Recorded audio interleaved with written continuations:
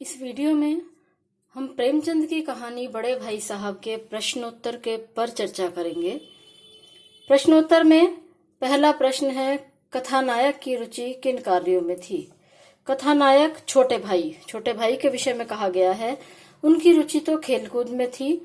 बड़े भाई साहब छोटे भाई से हर समय पहला सवाल क्या पूछते थे। बड़े भाई साहब छोटे भाई से हर समय पहला सवाल यही पूछते थे, कहाँ थे। हमेशा गंभीर मुद्रा में रहा करते थे और यही सवाल सबसे पहले पूछते थे कि तुम कहाँ थे। दूसरी बार पास होने पर छोटे भाई के व्यवहार में क्या परिवर्तन आया। दूसरी बार पास होने पर छोटे भाई के व्यवहार में बहुत परिवर्तन आया। अब उसके मन में बड़े भाई के प्रति डर कम हो गया। अपने ऊपर आत्मविश्वास बढ़ा और भाई साहब का डर कम हो गया। बड़े भाई साहब छोटे भाई से उम्र में कितने बड़े थे और वे कौन सी कक्षा में पढ़ते थे। बड़े भाई साहब छोटे भाई से उम्र में 5 वर्ष बड़े थे और वे 9वीं कक्षा में पढ़ते थे। बड़े भाई साहब दिमाग को आराम देने के लिए क्या क्या करते थे। बड़े भाई साहब दिमाग को आराम देने के लिए कॉपी में ही अलग अलग प्रकार के चित्र और तस्वीरें बनाया करते थे और कभी कभी तो ऐसे शब्द रचना करते जिसका कोई तालमेल नहीं होता था। अगला प्रश्न है, छोटे भाई ने अपनी पढ़ाई का टाइम टेबल बनाते समय क्या क्या सोचा, फिर उसका पालन क्यों नहीं कर पाया। छोटे भाई ने अपनी पढ़ाई का टाइम टेबल बनाते समय सोचा कि अब वह सुबह से रात तक पढ़ता रहेगा। खेल कूद के लिए कोई समय उसमें नहीं था। भाई साहब की डांट से वह बहुत अधिक दुखी हुआ था और उसने पढ़ाई का टाइम टेबल बनाया था, लेकिन उसका पालन नहीं कर पाया। जब खेल के प्रति उसका आकर्षण जागता, उसके मित्र बुलाते, ठंडी हवा के झोंके आते, तो वह अपने इस टाइम टेबल को भूल जाता था। एक दिन जब गुल्ली डंडा खेलने के बाद छोटा भाई बड़े भाई साहब के सामने पहुंचा तो उनकी क्या प्रतिक्रिया हुई। एक दिन जब गुल्ली डंडा खेलने के बाद छोटा भाई बड़े भाई साहब के सामने पहुंचा तो मानो बड़े भाई ने तलवार खींच ली और उस पर टूट पड़े। आज उसकी अच्छी तरह खबर ली गई। बड़े भाई साहब को अपने मन की इच्छाएं क्यों दबानी पड़ती थीं। बड़े भाई साहब के सामने प्रश्न अपने आप को एक आदर्श रूप में रखने का था, तो इसलिए अपने मन की इच्छाओं को दबाकर वे छोटे भाई के सामने एक आदर्श बने रहते थे। बड़े भाई साहब छोटे भाई को क्या सलाह देते थे और क्यों। बड़े भाई साहब छोटे भाई को निरंतर पढ़ते रहने की सलाह देते थे, क्योंकि वे स्वयं भी निरंतर पढ़ते रहते थे और तब भी उन्हें अच्छे अंक प्राप्त नहीं होते थे, तो इसलिए वे छोटे भाई को भी निरंतर पढ़ते रहने की ही सलाह दिया करते थे। छोटे भाई ने बड़े भाई साहब के नरम व्यवहार का क्या फायदा उठाया। छोटे भाई ने बड़े भाई साहब के नरम व्यवहार का फायदा उठाते हुए खेलने में अधिक समय लगाना शुरू कर दिया और जानबूझकर वह भाई साहब के सामने नहीं पढ़ता था। उसके बाद थोड़े बड़े प्रश्न हैं। बड़े भाई साहब की डांट फटकार अगर ना मिलती तो क्या छोटा भाई कक्षा में अव्वल आता। अपने विचार प्रकट कीजिए, आपकी अपनी भाषा में होंगे ये, लेकिन हम फिर भी इतना कह सकते हैं कि यदि बड़े भाई साहब की डांट फटकार ना मिलती तो छोटा भाई कक्षा में कभी अव्वल ना आ पाता। जिस प्रकार से वह खेल कूद में अधिक समय लगाता था उस प्रकार से तो वह पढ़ाई में शायद अव्वल ना आ पाता। हालांकि कुशाग्र बुद्धि था, लेकिन फिर भी बड़े के जो निरंतर उसके ऊपर ऑब्जर्वेशन थी, बड़ा भाई साहब हमेशा उसके चारों ओर मंडराते रहते थे और उसे पढ़ाई के लिए निरंतर चेतावनियां दिया करते थे। यही कारण है कि वह कक्षा में अव्वल आया। अगला प्रश्न देखते हैं, इस पाठ में समूची शिक्षा के किन तौर तरीकों पर व्यंग्य किया गया है, क्या आप उनके विचार से सहमत हैं। इस पाठ में समूची शिक्षा व्यवस्था पर अनेक व्यंग्य किए गए हैं। जैसे बच्चों को रटंत्र प्रणाली पर जोर देने की बात कही जाती है।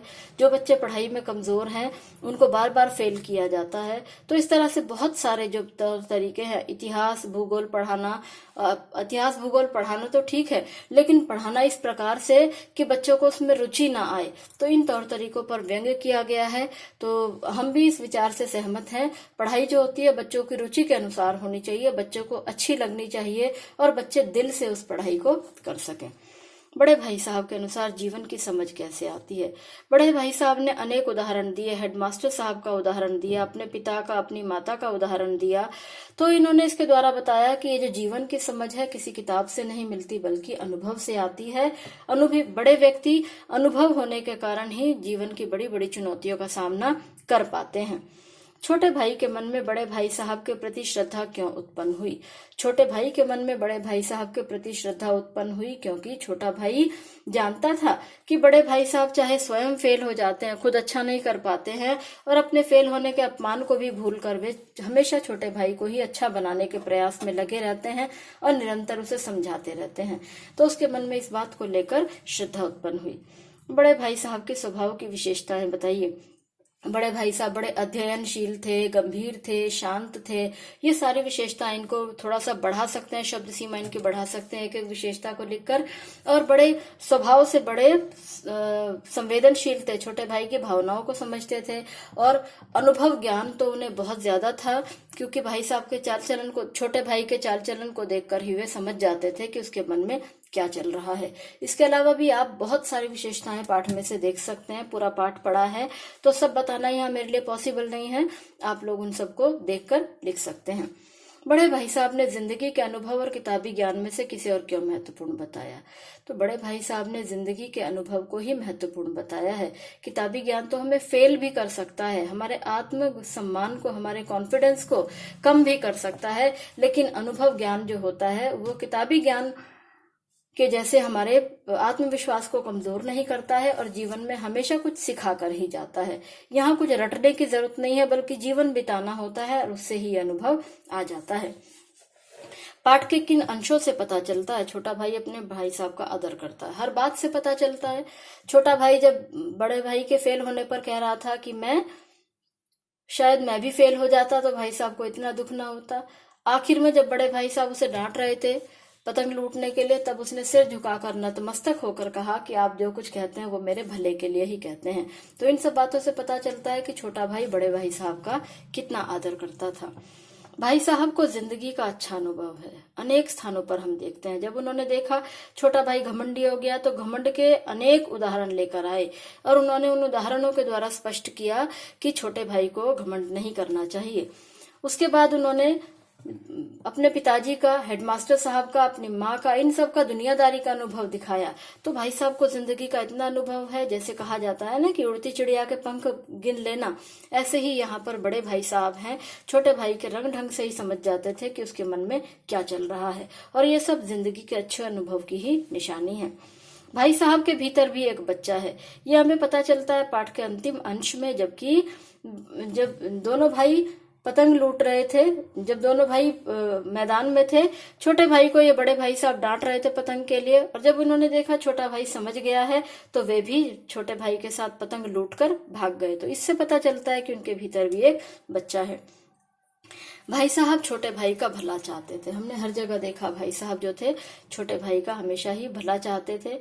अपने ऊपर चाहे जो भी बीते, लेकिन वे हर हाल में अपने छोटे भाई का ही हमेशा कल्याण चाहते थे। उसी के लिए ही वे हमेशा किताबें लिए बैठे रहते थे, खेलते नहीं थे, बच्चों के साथ मैदान में नहीं जाते थे, खेल तमाशे में नहीं जाते थे, ताकि उनका छोटा भाई बिगड़ ना जाए। आशय स्पष्ट कीजिए। आशय स्पष्ट कीजिए में बताना पड़ता है आपको कि ये जो रेफरेंस है ये कहाँ से लिया गया है। इम्तिहान पास कर लेना कोई चीज नहीं, असल चीज है बुद्धि का विकास। प्रेमचंद की रचना बड़े भाई साहब में बड़े भाई साहब का कथन है, छोटे भाई को समझा रहे हैं कि केवल जीवन में इम्तिहान पास कर लेना, केवल किताबी ज्ञान ले लेना, किताबें पढ़कर पास हो जाना ही काफी नहीं होता है। असल चीज होती है जब हमारी बुद्धि का विकास होता है, जब हम अनुभव लेते हैं, वह असल चीज होती है। हम देखेंगे क्लास 10 के पुस्तक में बहुत सारे पाठ हैं जो कि अनुभव पर ही आधारित हैं। कबीरदास की साखियां कविताओं में पहला भाग है, तो उसमें भी बताया गया है। कबीरदास ने कहा है कि पोथियों से पोथी पढ़ी पढ़ी जग मुआ, पंडित भया न कोय, एके आशिक पीव का पढ़े सो पंडित होय। पोथियों को पढ़ पढ़कर कोई ज्ञानी नहीं होता। हरिहर काका संचयन का पहला पाठ है, उसमें भी हम देखते हैं कि हरिहर काका अनपढ़ थे, लेकिन जीवन का ज्ञान उन्हें अनुभव ने इतना दिया था कि वे आज कैसे उन्होंने पूरे गांव को और अपने भाइयों का सबका सामना करते हुए वे अलग बैठे थे। तो क्लास 10 में हम हर पाठ में यही देखते हैं, और जो पाठ दिया गया ये इसीलिए दिया गया है जिससे आप इन पाठों को पढ़ें और समझें कि असल में जीवन में हमें क्या चीज की आवश्यकता है। किताबें पढ़ना भी बहुत जरूरी है, किताबों के बिना भी जीवन नहीं चलेगा। अगली क्लास में नहीं जा सकते हैं, लेकिन किताबों की दी हुई शिक्षा को जब तक हम जीवन में ना उतारे तो वह शिक्षा बेकार होती है। जैसे इस पाठ में आपने पढ़ा, जो छोटा भाई था वह बड़े भाई का कितना आदर करता था, दोनों भाइयों के बीच में कितना प्रेम था। जो दोनों भाई थे उनका जीवन सच में जो परिवार का प्रेम होता है, संस्कार होते हैं, उनको दर्शाता है। तो किताबी ज्ञान को जीवन में हमें उतारना चाहिए। फिर भी जैसे मौत और विपत्ति के बीच भी आदमी मोह और माया के बंधन में जकड़ा रहता है। मैं फटकार और हुड़कियां खाकर भी खेलकूद का तिरस्कार ना कर सकता था, छोटा भाई कह रहा है। वो कहता है कि जैसे मौत और विपत्ति के बीच भी इंसान मोह माया में बंधा रहता है, ऐसे ही भाई साहब निरंतर डांटते थे, फटकारते थे, लेकिन फिर भी मैं खेलकूद नहीं छोड़ सकता था। जब उन्होंने भाई साहब की डांट सुनने के बाद भी खेलने का निर्णय लिया। बुनियाद ही पुख्ता ना हो तो मकान कैसे पायदार बने, ये तो भाई साहब ही कहते हैं। जब वे बार बार पढ़ते रहते थे तो छोटा भाई कहता है कि मेरे बड़े भाई का कहना यह है, मेरे बड़े भाई की राय यह है कि मकान की बुनियाद पुख्ता होनी चाहिए, मजबूत होनी चाहिए, तभी मकान मजबूत बनता है। आंखें आसमान की ओर थी और मन उस आकाशगामी पथिक की ओर जो मंद गति से झूमता पतन की ओर जा रहा हो। बहुत सुंदर पंक्ति है, मुझे बहुत अच्छी लगती है। तो इसका जो अर्थ है वो ये है कि जैसे आसमान में पतंग उड़ रही है, बहुत ऊंचाई पर है, ऐसे ही मनुष्य बहुत ऊंचाई पर होता है चरित्र में, लेकिन जब वो बुरी संगति ज्वाइन कर लेता है तब वह ऐसे ही नीचे आता है, उसे पता ही नहीं चलता है। जैसे पतंग आसमान से नीचे झूमती झामती आ रही है, ऐसे ही उसका चरित्र जब नीचे गिरता है तो उसे पता ही नहीं चलता है, बुरी संगति के कारण, बुरे बातों के कारण वह कैसे झूमता हुआ नीचे पतन की ओर जा रहा है। और नीचे जैसे पतंग उड़ाने वाले लड़के ही उसके लिए पतंग का स्वागत करने के लिए बांस और झाड़दार डंडे लेकर खड़े होते हैं, झाड़ियां लेकर खड़े होते हैं, ऐसे ही ऐसे लोगों की संगति उन्हें उनका वेलकम करने के लिए, उनका स्वागत करने के लिए खड़ी होती है। तो आत्मा जैसे स्वर्ग की ऊंचाइयों से निकलकर नीचे की ओर आ रही हो, यहाँ पतंग की तुलना मनुष्य की आत्मा से की गई है।